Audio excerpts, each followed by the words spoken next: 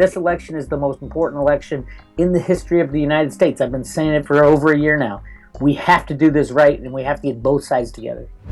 Hey guys, welcome back. Sit back, grab a cup of coffee or a beer, and buckle up, because Bix Weir from Road to Ruta is back, and we are going to break down the Bush, Clinton, Rothschild crime families, and so much more. Bix, how are you?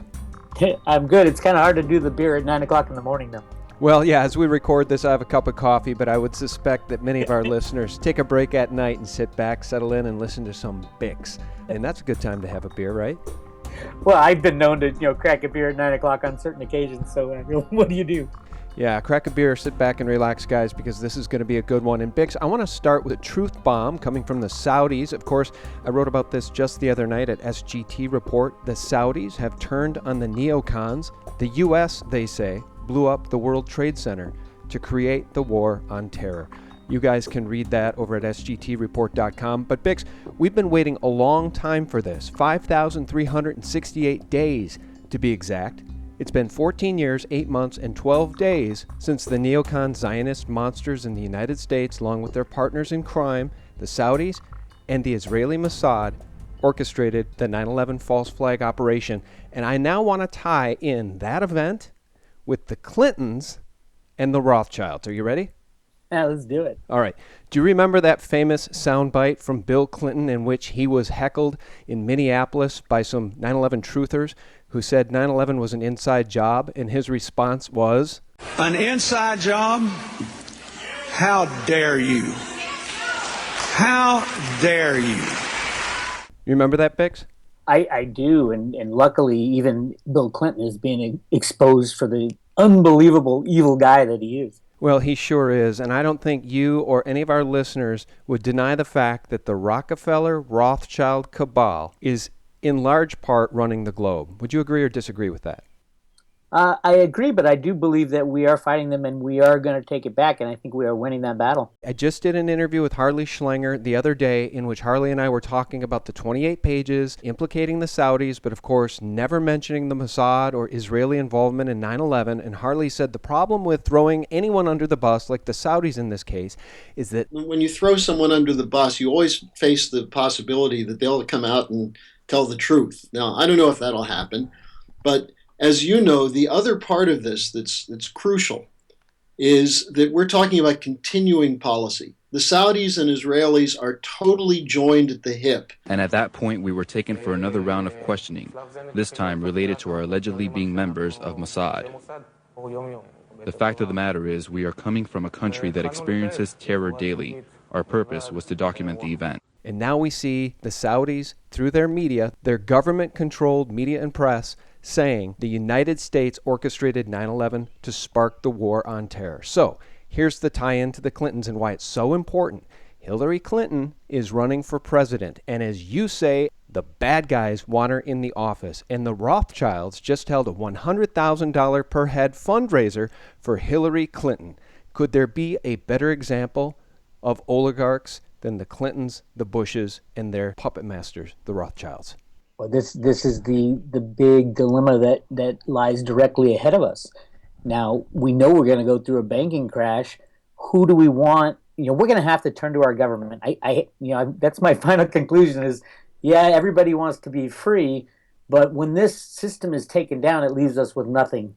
And when people get desperate, they always turn to their government. That's going to be the big question is, what government will we be turning to? Will we be turning to someone like Hillary Clinton, who runs the game for the Rothschilds and lose all our freedoms and totally get basically taken over by these bad guys? Or will we have someone else there, someone else as president and someone else, many other people in our government that we can turn to for help that will give us real help and be a real kind of guiding light for us going forward, because it's going to be really, really difficult going after the crash going forward. Well, as we look at what's going on in the current political landscape as it relates to the 2016 race for the White House, we can see people who don't even understand what you and I were just speaking about. They don't even know 9/11 was a false flag operation, but they're so fed up with the criminality and corruption in Washington, D.C., that they despise Hillary. Some on the left, everyone on the right, And we see all this support for Trump, and we see all this support for Bernie Sanders. And we know, as you've written, the bad guy's choice for U.S. president is Hillary Clinton. So are they going to actually get that criminal who belongs in prison into the White House by stealing the election? Well, I'll take it one step further. I think we need to unite the Trump people and the Sanders people. I mean, these are the two extremes of both parties, and the only way to move forward is united as one against the common criminal, against Clintons and against the banking system that's going to be in shambles by election time. I mean, truthfully, when you think about it, if we get to the elections and there's an economic chaos going on, they're not going to elect Trump. And it just, there'll be so much anger towards bankers and rich people.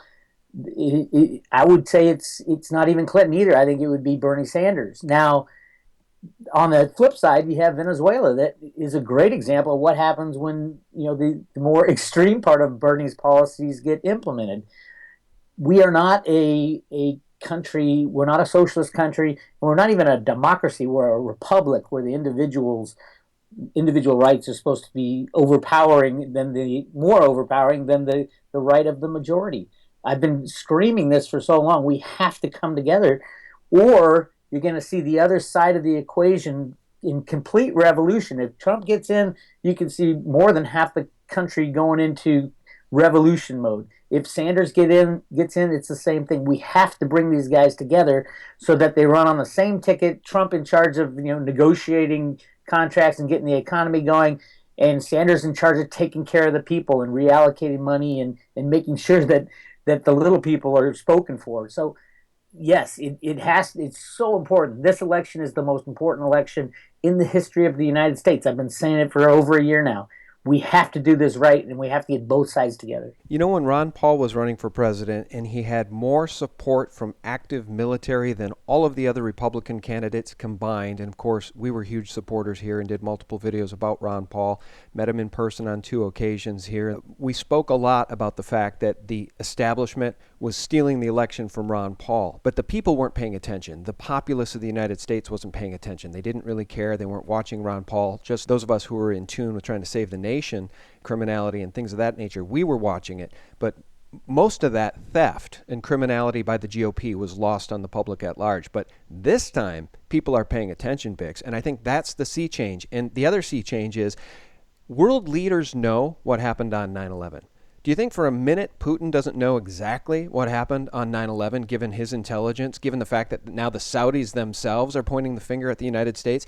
This is a gigantic sea change, Bix, because 9/11, if that is blown wide open and the people actually pay attention, there will be a tipping point towards revolution and taking Washington, D.C. back from the bad guys.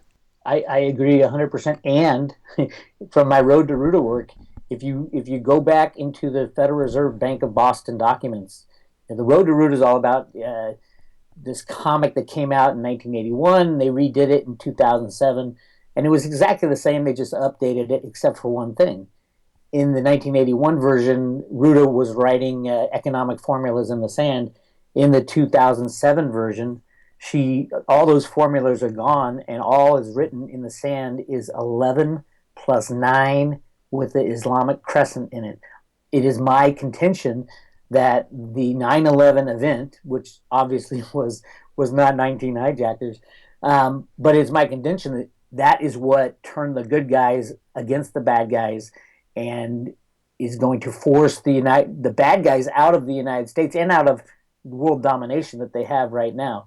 And through this process of destroying the currency and giving the people a choice of where to go from there, that's what's kind of instigated it was the 9/11 attacks, and that's what is basically putting an end to the monetary reign of these bad guys over us. And once they lose monetary control, they can kiss all their other control goodbye, because that's the linchpin of all their control is they get to print the money. There is no other agency of government which can overrule actions that we take.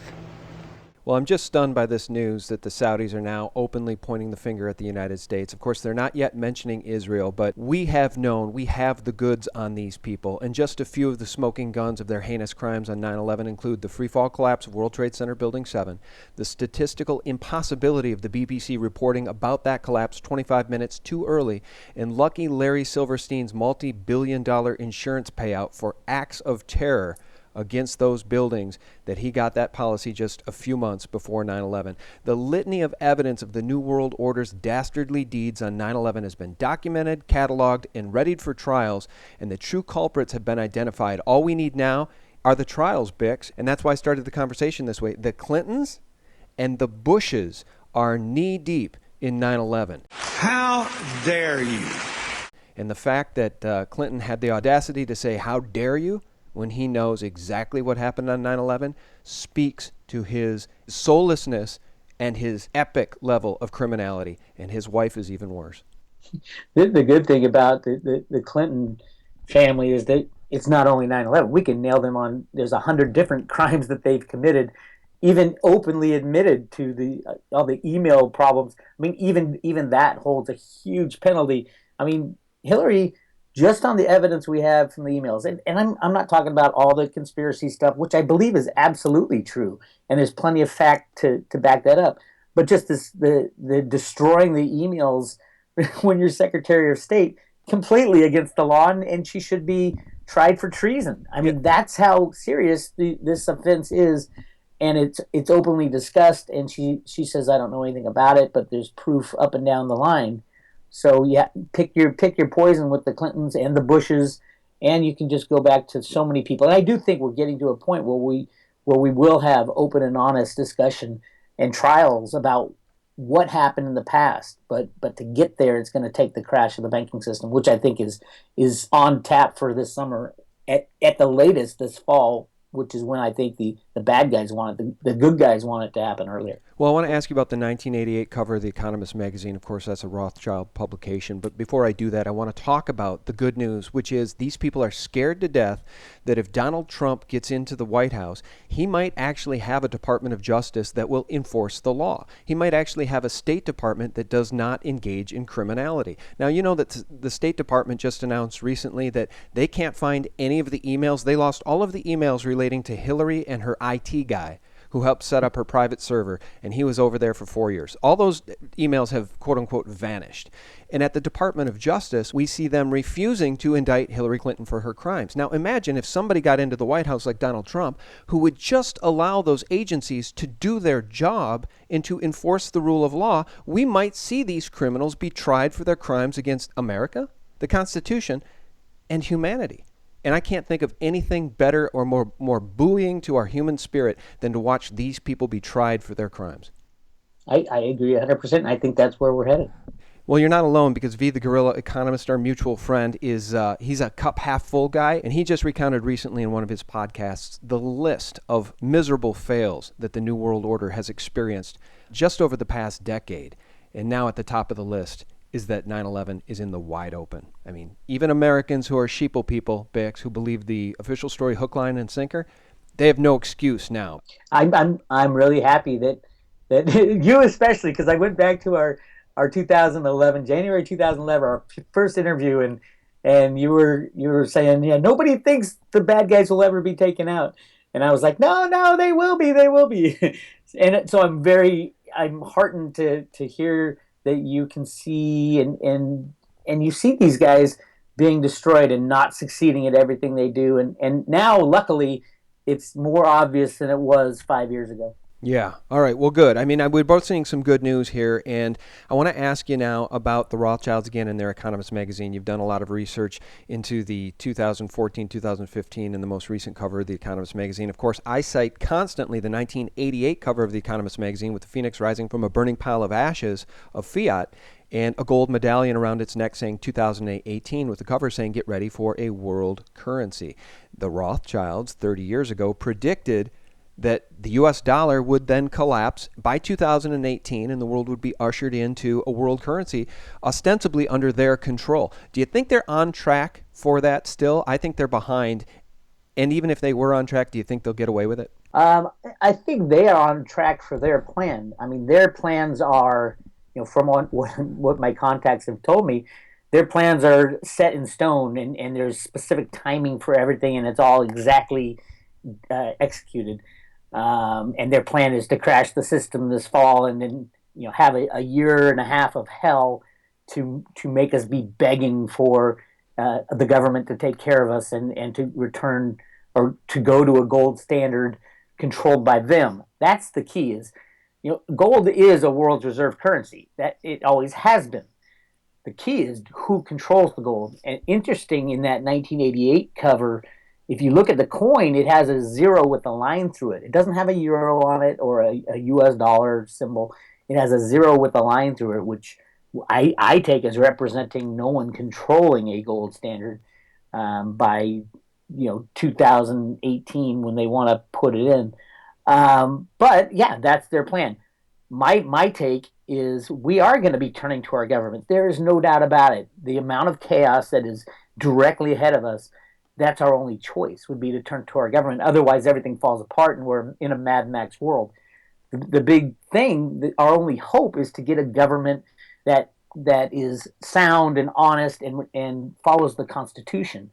That's what we need to change. If we can do that, there's a way to get through this mess. If we don't, we'll either turn to the bad guys to take care of us once again, and they'll control everything with their one world government, or it'll just be a Mad Max world, and we're pretty much screwed all around. Yeah. So I think that's why this election is so important, that we get someone or some people in there who are going to look after the people of the United States, look after the preservation of our form of government under the Constitution, and basically give us someone we can turn to for help that is good and not bad. Yeah, you're familiar with the Never Trump movement? Well, because I've come up with one of my sides. own. I've come up with one of my own. It's ABH, anyone but Hillary. And, or ABC, anyone but Clinton. And, again, I just want to talk about the Clintons as the crime family they are. Bix, I often say that the Bushes created the Clintons, and they're one and the same. We got the Republican family, the Democratic family, but they both have CIA ties with the CIA drug running in Mena, Arkansas, the body count, the Clinton body count. The Bushes made the Clintons, and the Bushes and the Clintons, I think both families report to these banking families, the Rothschilds, the Rockefellers, etc. So let me ask you this. On one of these more recent covers of The Economist magazine, why do you think Bill Clinton is featured so prominently? Yeah, that's amazing, huh? Because he'd been out of the spotlight, but obviously right now he's right back in that spotlight. The Trump campaign is basically turning the spotlight on the Hillary and Bill, because they're saying Trump's he's sexist, he hates women. Oh my God, who is the worst human being when it comes to women? Bill Clinton. He's a predator. That guy should have been in jail years ago. And that is coming out now. And you look at the Economist magazine, Alan Greenspan's on the inside cover. That's the amazing thing to me is, obviously a lot of my work covers what Alan Greenspan did with the invention of computer programs for the banking system and all that. But he's been trying to get us back onto a gold standard for years, and in the cover it shows him fading off and all the crash dates that he tried to computer crash the system. So yeah, there's a lot, but the scariest thing in that cover is the inside calendar picture, which shows just massive chaos in something that looks exactly like the Olympics, with arrows going all over the place into a podium with London on it. About right. That's just like the Brexit problem. Is there going to be a terrorist attack because of or during the election or the voting to leave the euro? All that stuff is all in that magazine, and it's chaotic and it's crazy. But there's also a sign. This guy who looks like Chris Duane, like exactly like Chris Duane, a silver sign that says "Freedom for," and then you can't read what's under it. So does that mean that silver is going to be set free in 2016? I think it does. I think we're primed for it right now. Yeah, that's interesting. There's so much esoteric and occult imagery in these Economist covers that it warrants discussion and research, because these things don't happen by accident. None of it happens by accident. It's all orchestrated. It's designed. There's marching orders given to the artist. There's sketches done. There's preliminary reviews done. There's final reviews done. And you know as well as anybody, symbols mean more than words. Pictures are worth 1,000 words. I think a Well, I always thought that, yeah, they planned it and they executed it because they said it beforehand. It has to be that way. There's another, another possibility is that they knew about it. They use some of this new technology to look into the future. And there is technology that if you use remote viewing, the government's been using that for years. The Rothschilds have that technology.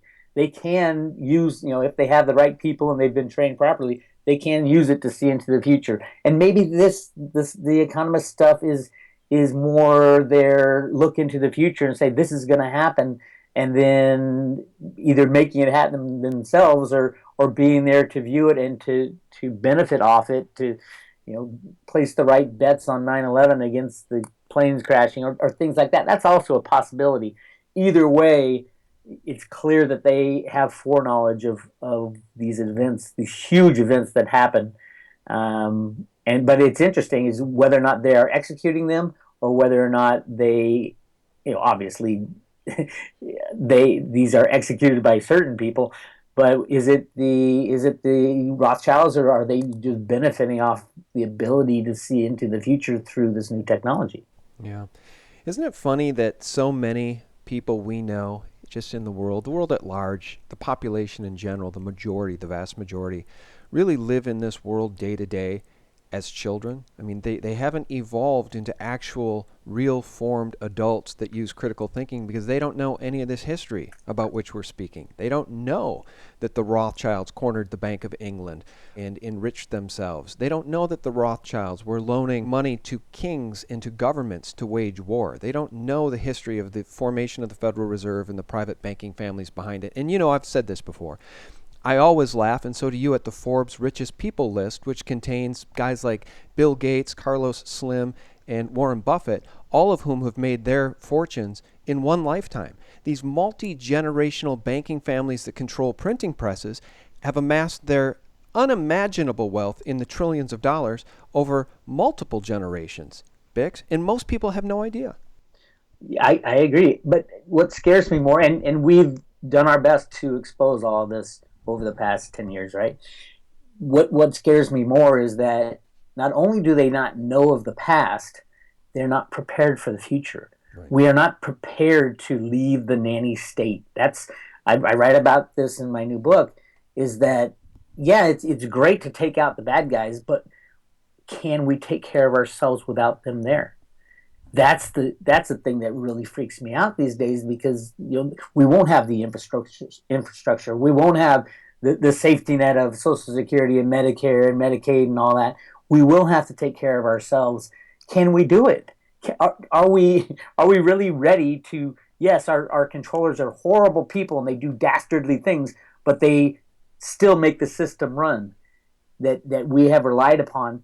And my take is, yes, we have to get rid of them, because at some point we got to grow up and take care of ourselves. It's not going to be easy. As a matter of fact, it's going to be a whole lot, as hard as it is now, it's going to be a whole lot more difficult after the crash. Yeah, I worry about that a lot, Bix, and I think you're right. And I pointed to what's going on in Venezuela right now as an example of how bad it could get here, because when people are hungry and when their benefits, their food stamps are cut off, they lose their minds. They're going to lose their minds in these inner cities here in the United States, and there's no better example of that than a recent Mark Dice video in which he highlighted a threat an African-American male was making against Donald Trump, saying that if Trump cuts off his food stamps, he's going to come after Trump. These people are so reliant on the system. So many of the people in the inner cities, so many of the poverty-stricken people, the people that live day to day in poverty, are so dependent on the system and so unknowledgeable and, in fact, ignorant, that when this system comes down and those EBT cards are shut off, and God forbid the cities go dark, it could turn into an Armageddon-like situation. I mean, we're talking Mad Max.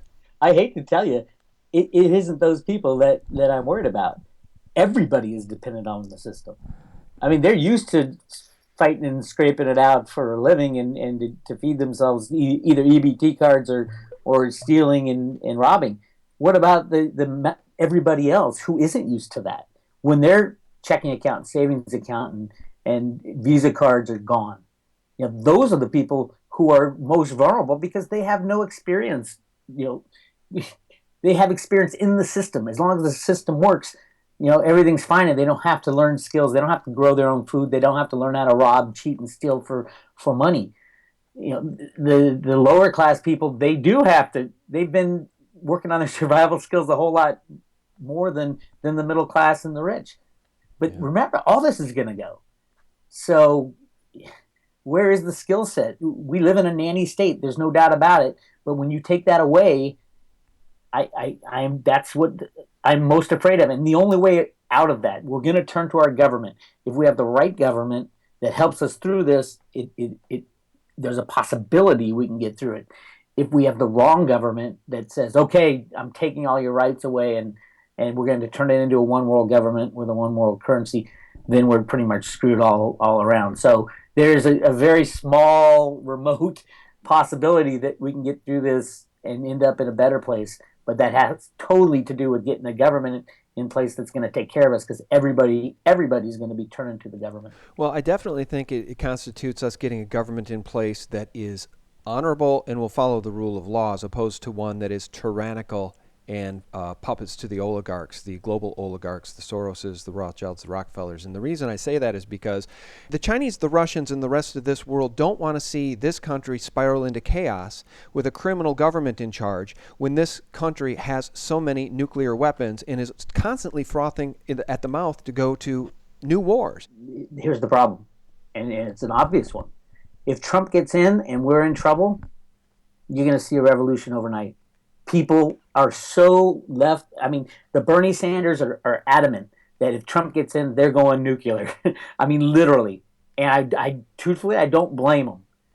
And vice versa. If the Bernie revolution takes hold, the other half of the country will go nuclear. Oh, but let me jump in and say, I do think that as much as people who are knowledgeable about the economy and are anti-socialism, anti-communism, as much as those people don't like Bernie Sanders, everyone despises Hillary Clinton. And I think if Bernie Sanders somehow, which he won't, but if he did get into office, I don't think those on the right would cause riots or do anything less than hope for the best. Whereas the people on the left are vicious, Bix. There are some truly insane social justice warrior nutbags out there. People in the inner cities that have already been threatening Donald Trump openly, threatening to murder him. There are people on the left that I think would start cities on fires and would start chaos. And I don't think we'd see that from people on the right. Well, you don't see it now because the people on the right are winning. The rich are winning this game right now. So if the tides were turned, the banking system crashes, and we're all equal, you're going to see the rich riot. I mean, they won't be rich. But I think the caveat there is that I wouldn't describe the middle class as rich. I mean, the middle class, the largest support for Trump, the largest support for Trump right now is coming from the middle class. These are people that are fed up with the downsizing and the offshoring of corporations. They're fed up with being laid off. They're fed up with having their houses go into foreclosure. They're fed up with the criminality and the lies coming out of Hillary Clinton at the State Department and Barack Obama in the White House. So it's not the rich, is it? Here's the problem and the issue. Right now, you've got two opposite extremes. I mean, Trump is an extreme right. Bernie is an extreme left. If either one of those sides, if an extreme comes into power when we have a banking crash, you have total disunity in the United States. And at a time when you need to turn to someone, and half the country will not turn to their current government because it's so left or so right. See, that is the problem. The amount of chaos that we will hit come November because of the economic issues that are literally knocking at our door. If we are not united as a country, and the Ron Paul revolution ran into this head first. Yes, the Republican establishment stopped them. I think the Republicans and Democrats are done after this year. But there was also the problem of the other half of the country that didn't understand Ron's message. And there's the problem of right now we have Trump's message and we have Bernie's message, which is complete. Everybody thinks it's complete opposites. I think there's a lot of overlapping, and neither one of them is an establishment candidate. If they came together and kind of said, okay, we need to heal this half of the country, you heal this half of the country, because everybody will be turning to their government first, and then second, they'll go into revolution mode. If the government is not there representing everybody, meaning the far left and the far right, then you can kiss it all goodbye. Yeah, the government needs to represent the people. Let's just throw Definitely. out the right, the left. I mean, you and I both know the right and left is a lie. People need to come together. We need government for the people and by the people.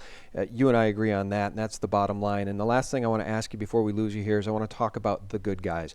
You talk about the good guys a lot. Many of us have been skeptical that that there is a plan by the good guys to bring down this system on purpose and reintroduce a gold standard. Regardless of all that, let's just talk about the possibility that there are some good guys out there in positions of power. Guys like Roger Stone who are backing Trump and advising Trump. Trump who's talking about the 28 pages. Now we have the Saudis coming out and openly pointing fingers at the U.S. government saying, you people were behind 9/11, not Muslims. And we see some of the generals at the Pentagon standing up against Obama, not following his marching orders. We see some evidence that there are some good guys in power within this governmental structure. You're talking about the collapse coming as early as this fall. What is your take on the good guys saving what's left of this country before it's completely destroyed by the likes of Obama and Hillary Clinton and the Bushes? Well, we can clearly see that things are heating up on the good guys front as all these, like V talked about, all these plans of the bad guys are falling apart, and people are being exposed, and information is being exposed. 9/11 is a key part of that. And by the way, I want to throw Putin in the mix as well, of course, outing the Pentagon for its bogus war against ISIS in Syria. Yeah. I mean, everything is being exposed. That is a sign that the good guys are winning. And yes, there have been good guys. They didn't have a lot of power, but they did have some power. And then come after 9/11, that was the kind of the breaking point for these good guys. They said, this is enough of this monetary game that they've been supporting. We're going to shut it down and take out these bad guys. And we can see it now more and more. I mean, more than we did 5 years ago, more than we did 10 years ago. But and everything seems to be quickening. That is the key, because the good guys, they know the time frame of the bad guys. The bad guys' time frame is crash and fall, a year and a half of absolute misery, and then they can implement their one world government, because by then people will be begging for someone to help them. The good guys are saying, we need to crash the system a little before that, but we need to put people in the government that will look after us and go back to the Constitution, because it's the only way to save us from the bad guys and to save us from the chaos that's headed our way. Yeah, you just nailed it. I mean, we have a guide to get us back to where we need to be. It's the Constitution. It's not the law. Yeah. There are so many laws that have been passed that are completely unconstitutional. No, that's right. It's the Constitution. We need to go back to the Constitution. That's what I was going to say. We have the Constitution and the Bill of Rights, and for far too long a time, we've had a criminal government that has trampled on the Constitution and the Bill of Rights. The Bush crime family, the Clinton crime family, their CIA puppet Obama, and of course the Rockefellers and Rothschilds at the top of the pyramid. It's time these people are exposed on a global stage, and that's why I'm so grateful that the Saudi press, of course controlled by the Saudi government and House of Saud, is now openly pointing a finger at the U.S. government saying it was your deep state that caused 9/11, not Muslims, not bin Laden in a cave. And that is important news. We should all be spreading it to the four winds. Bix, thanks so much for your time. What do you got coming next, and tell people about your website? I've got my fourth book that is just about all this stuff we're talking about right here. I'm just about done. It should come out in mid-June, and it really is it might be my last one. It's a clarion call for the country to unite around the Constitution and around people who were fighting for it, like Trump, like Bernie Sanders, and I know it's hard to even think about it today, but there will be a time when, if those two come together, we can save our country. And roadtoruta.com, still fighting that fight. Come by and check out all the strange stuff I deal with on a daily basis. Yeah, check out all the strange stuff, including the dissection and analysis of those Economist magazine covers. It's esoteric, occult, riddled symbology, and Bix has done some great analysis about those covers. Our guest has been Bix Weir from roadtoruta.com. Bix, thanks so much. Thank you, Sean. My pleasure. And guys, thank you so very much for tuning in and for spreading this information. And if you haven't subscribed to my channel, please do. And visit us at sgtreport.com for real news and information. The antidote to corporate propaganda 24/7. God bless.